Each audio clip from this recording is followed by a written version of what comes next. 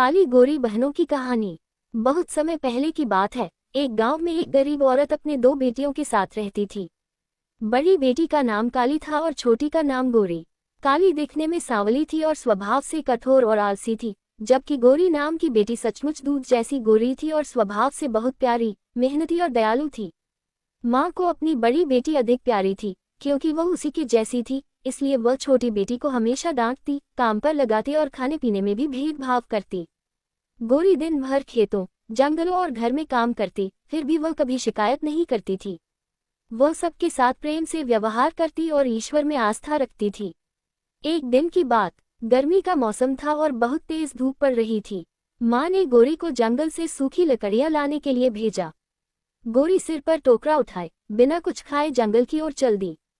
चलते चलते उसे प्यास लगी, लेकिन आसपास कोई पानी नहीं था।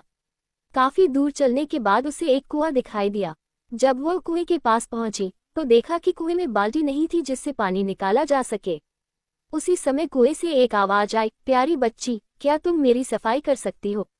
मैं बहुत गंदी हो गई हूँ।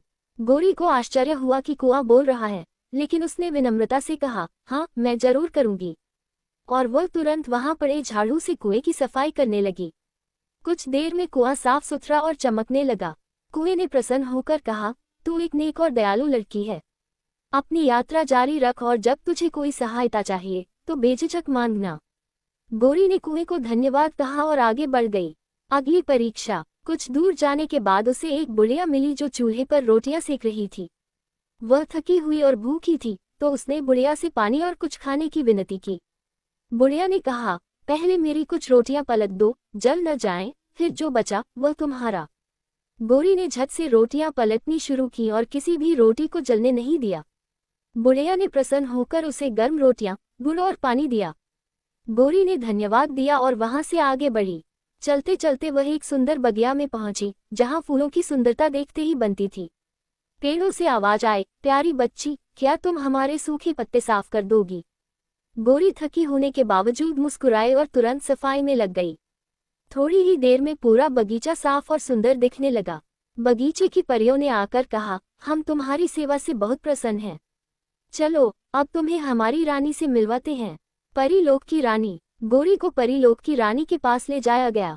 रानी ने उसकी विनम्रता, मेहनत और दयालुता देखकर कहा, तू जैसी सुंदर है, वैसा ही तेरा दिल भी है।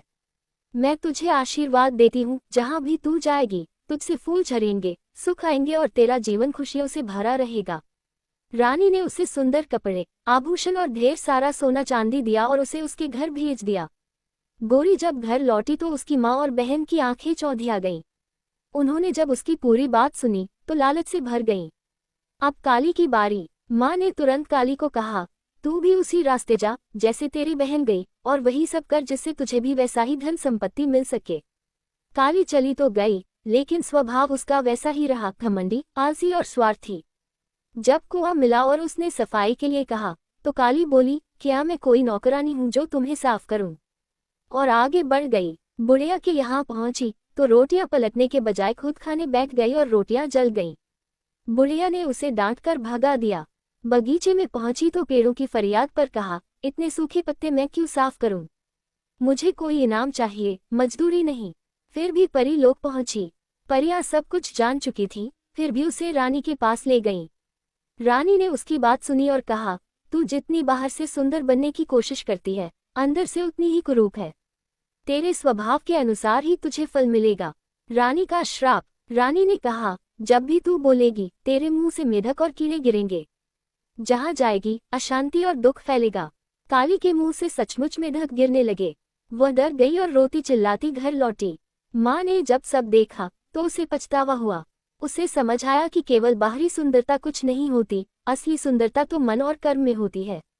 कहानी से सीख। इस कहानी से हमें ये सीखने को मिलता है कि इंसान का असली रूप उसके व्यवहार, दयालुता और कर्मों में होता है। जो सच्चे मन से मेहनत करता है और दूसरों की मदद करता है, उसे जीवन में हमेशा सुख और सम्मान मिलता है।